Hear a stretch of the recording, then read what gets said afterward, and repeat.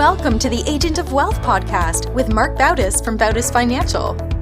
In this podcast, Marc helps guide you towards financial freedom, ensure you never run out of money, and create a balance in life that prioritizes what is most important to you. Join us for this journey as Marc draws from years of expertise and guest experts to solve the multiple wealth building challenges involved in your financial life.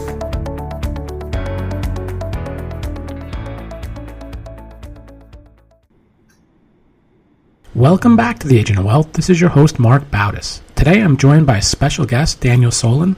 Dan, a reformed lawyer and former financial advisor, is a financial expert and New York Times bestselling author of the smartest series of books, which include the smartest investment book you'll ever read, the smartest 401k book you'll ever read, the smartest retirement book you'll ever read, the smartest portfolio you'll ever own, the smartest sales book you'll ever read, and the smartest money book you'll ever read. He's also the author of Ask, How to Relate to Anyone, and Does Your Broker Owe You Money? His latest book is Wealthier, the investing field guide for millennials. Dan, welcome to the show.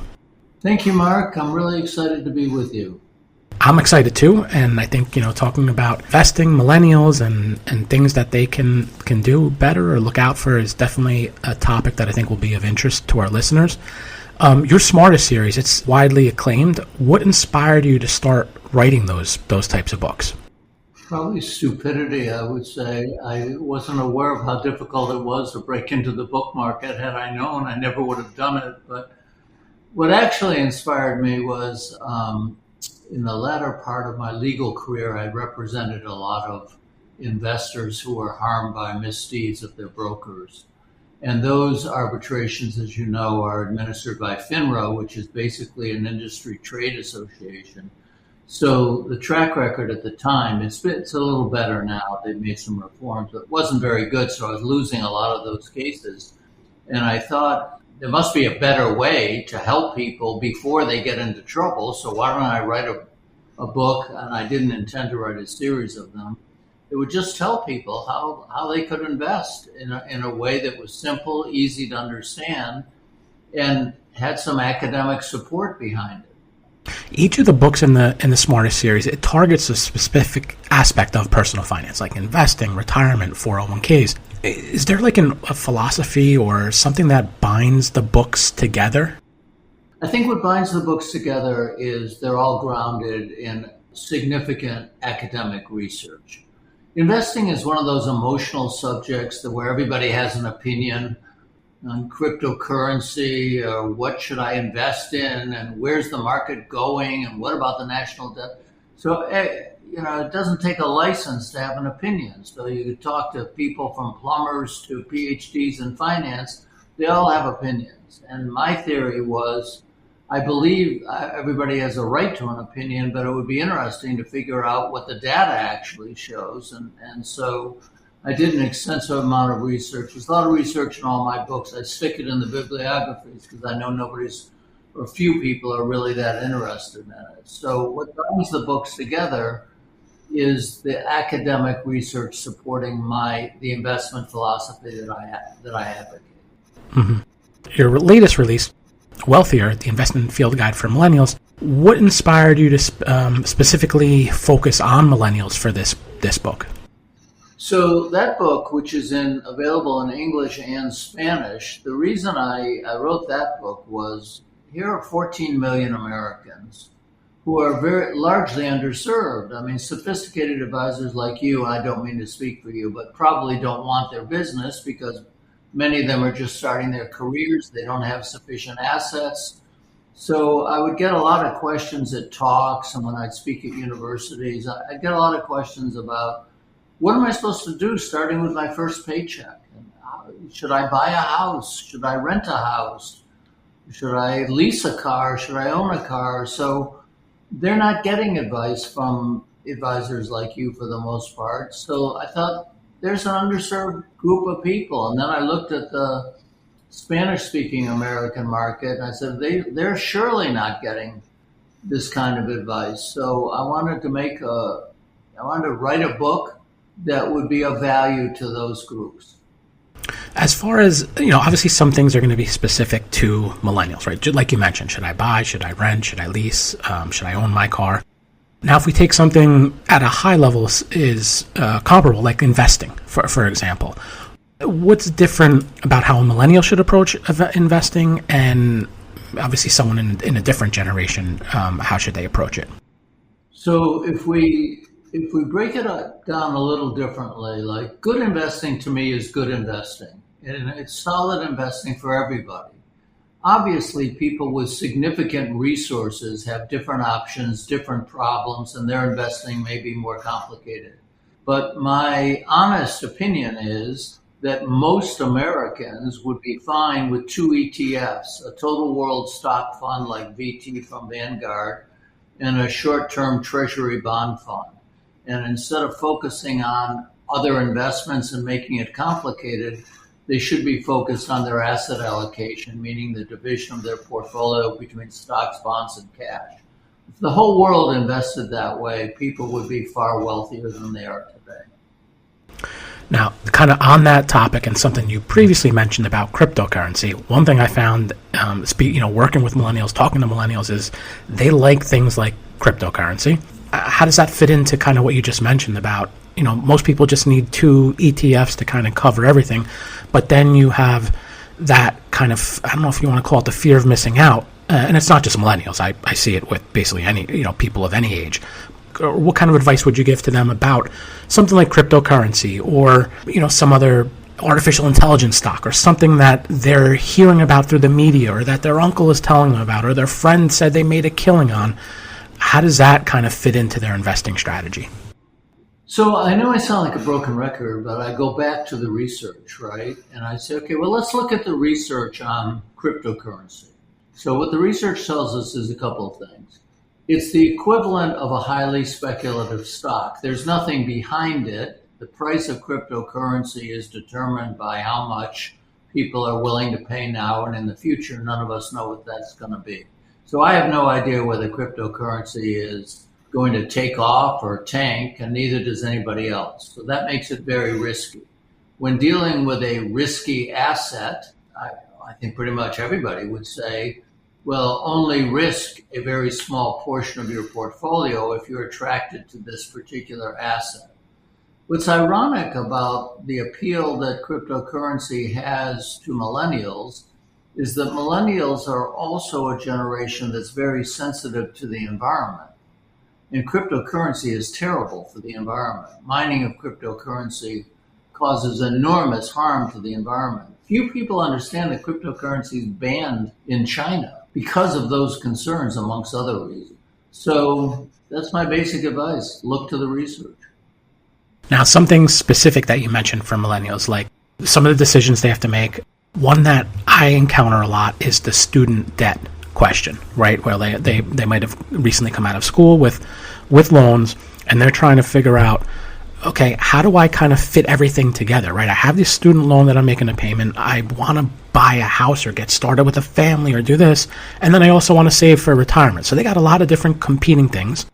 How do they kind of decide what makes the most sense to prioritize, if they need to prioritize some of these financial goals or financial topics, and kind of fit them all under, a big umbrella of what they're doing? So you have to feel sorry for millennials because they're in a very challenging position, right? They get out of school, they have enormous student debt, many of them. They have high credit card debt, some of them. They want to start a family, many of them. They want to save for a car, save for a house. And then there are people like you and me saying, oh, don't forget to save 15 to 20% of your paycheck starting from your first paycheck, because the sooner you do that, you're going to benefit from the power of compounding, and it's going to make your saving for retirement much easier. So very, very difficult for them to balance all of these different competing interests and try to come up with a financial plan that makes sense. The financial plan that I recommend is prioritize paying off high credit card debt. So you pay that off. Next comes student loan debt. And fortunately, a lot of that's some of that's being forgiven.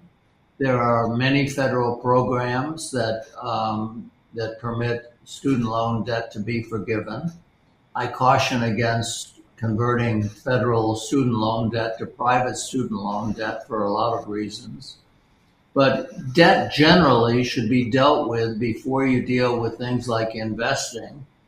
And insurance should be dealt with before you deal with investing, because if anybody else is dependent upon you for income, you're going to want to be, it's not that rare. I mean, statistically, the chance of premature death is low, but it still happens tens of thousands of times a year. So you want to protect your loved ones.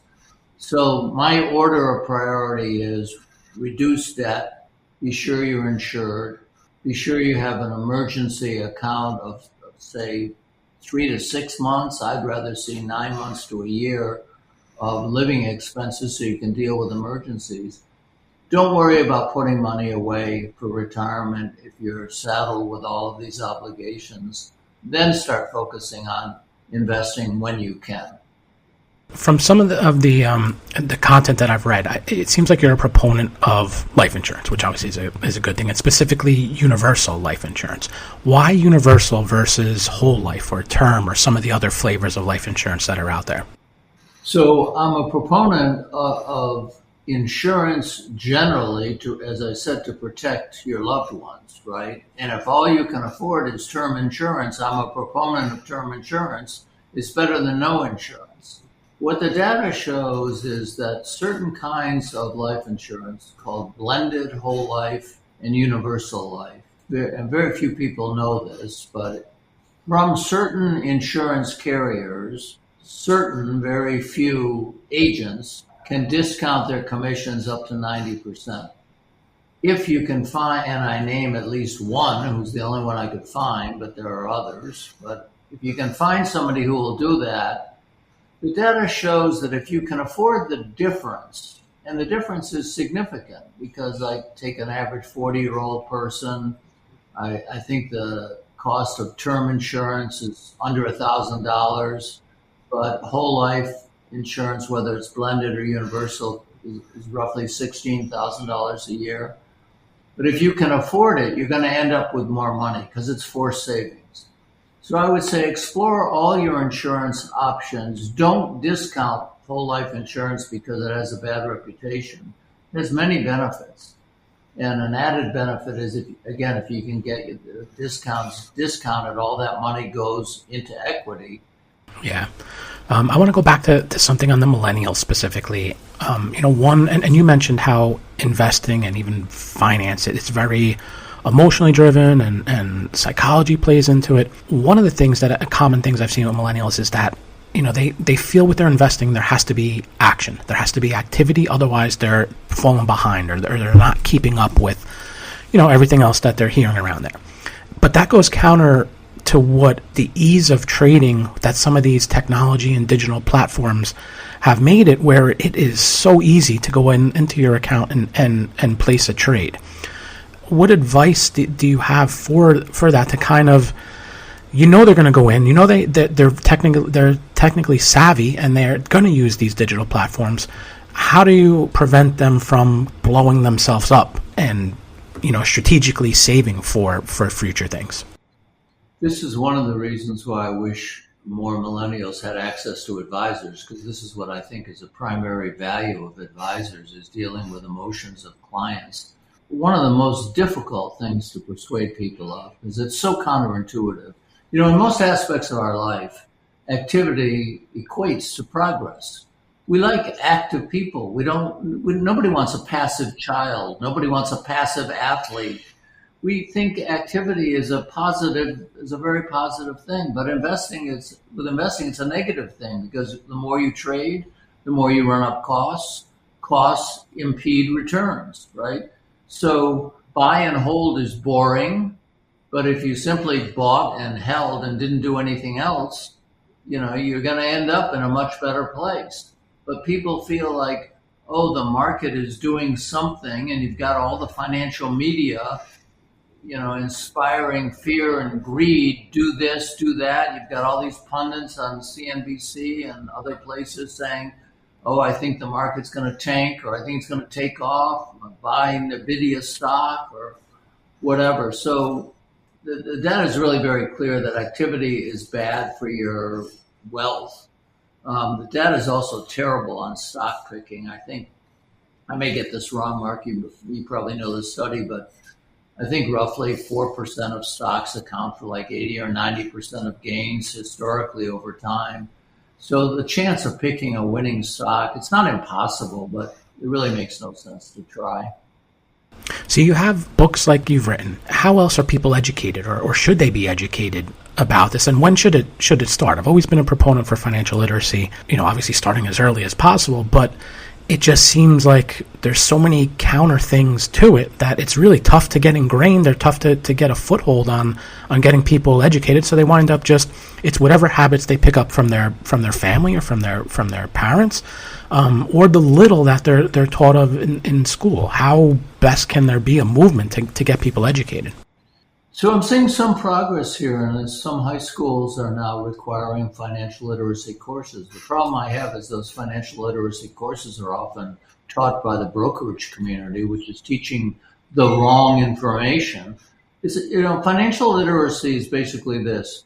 Focus on your asset allocation, keep your costs as low as possible, buy a couple of ETFs, or let's assume you want to make it absolutely simple as possible. I give a talk to the graduating class at Berkeley, business class, many years ago, and they said, we want it really simple. I said, okay, buy the Vanguard target date fund that's closest to the date when you're going to retire, starting with your first paycheck, put all your assets in that, do nothing else, you'll be fine. Investing, financial literacy is kind of a buzzword for like, oh, this is going to be difficult and boring and hard, but really investing is very simple. John Bogle once said it's simple but not easy, but much as I liked him, and he blurbed one of my books, I believe it's simple and easy. How hard is it to buy 2 ETFs or 1 target date fund? You really will be fine. The problem is what you pointed out, Mark, which is people find it very difficult to be passive. So they're always tempted to, oh, I have to flee to safety, or now's the time to buy back in. And there's not only no support for that, but the data on market timing is absolutely terrible. I mean, you can look at funds with people who are very highly paid in their target asset allocation funds and target allocation funds. Their job is to get in the market at the right time, get out at the right time, and they have terrible track record. So sorry to tell everybody something that just seems like it can't possibly be true, but do as little as possible. You'll be much better off. Yeah, the other challenge in addition to that I see that people have is it's not that they understand that they can make it simple investing. It's actually saving the money in there. They'll get in these spending habits, or they're just used to, money comes in, money goes out, there's nothing left, and there's nothing saved. And that's probably more important than what they're investing in, is that they're actually saving money. What's the approach for someone that even they may be young, but their habits are ingrained and they're living that I don't want to call it the paycheck to paycheck, but they're not saving? And how do they kind of now try and incorporate a saving strategy when their habits are so built that they don't have a saving strategy and they're spending everything?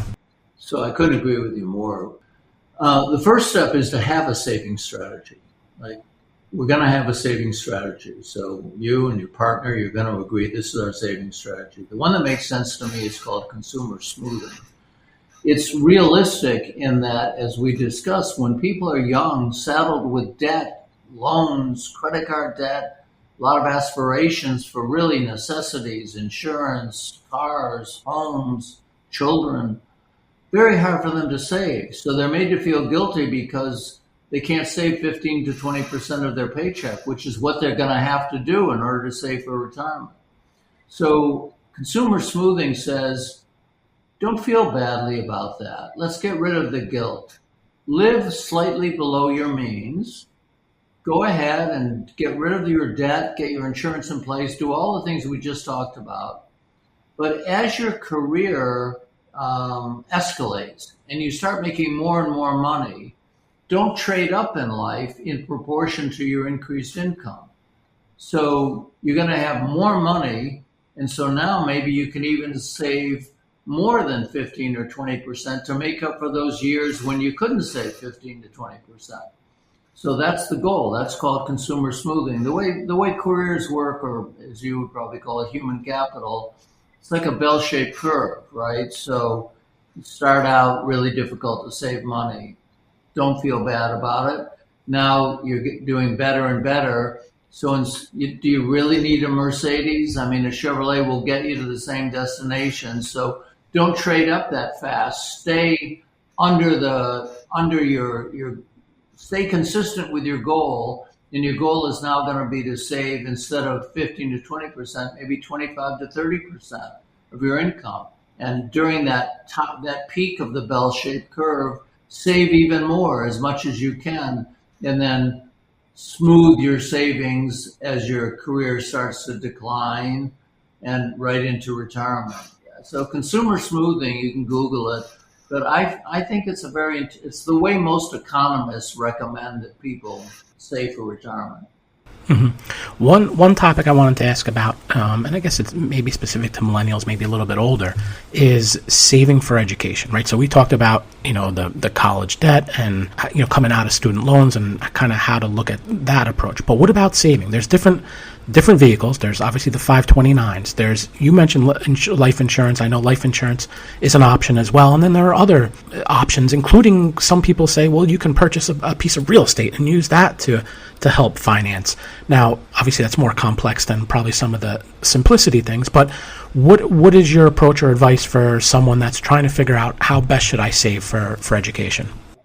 So the most critical factor in saving for education is starting as early as possible. Really, almost when the child is born is a wonderful time for parents and grandparents to make gifts to a 529 plan. I do like 529 plans. They're not entirely uncomplicated. There are some benefits to 529 plans if you're in a state that gives you certain tax benefits, but you don't have to invest in the plan of your state. But the fact that you can use that money now for more than just college tuition gives it a lot of flexibility. You can use it for K through 12 and there are other exceptions for how you can use it, but that money is compounding, tax-free, and I think it's an excellent way to do it. I don't recommend real estate or anything that's illiquid because you're going to need that money at some point in time. You want to be sure that there's a fund that's there.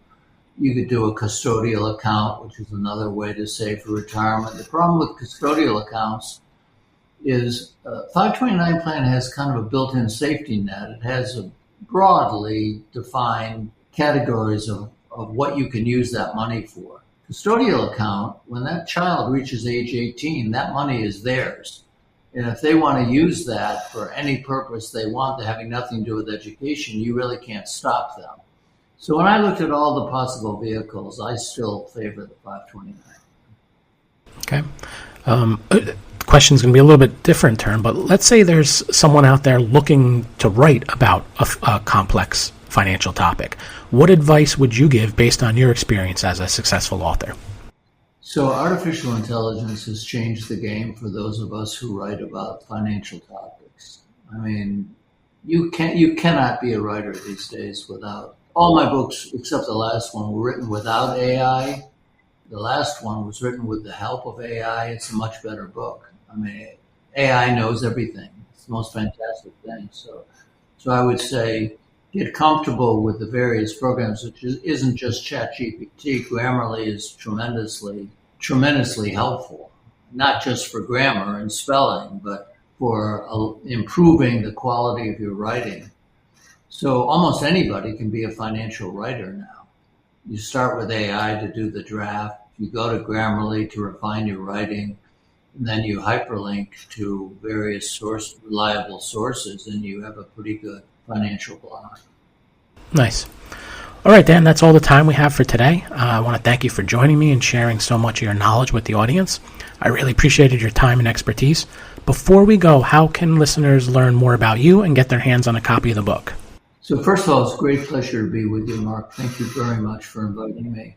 The website for the book is wealthierbook.com. The book's available in English and Spanish on Amazon, and all my contact information is at wealthierbook.com. Great. All those links will be in the resources section in the show notes. Thanks again, Dan, and thank you to everyone who tuned in today. Don't forget to follow the Agent of Wealth on the platform you listen from and leave us a review of the show. We're currently accepting new clients, and if you'd like to schedule a one-on-one consultation with our advisors, please do so at bautisfinancial.com/call. Thank you for listening to the Agent of Wealth podcast. Click the subscribe button below to be notified when new episodes become available. The information covered represents the views and opinions of the guests and does not necessarily represent the views or opinions of Bautis Financial. The content has been made available for informational and educational purposes only and is not intended to be a substitute for professional financial planning and investment advice.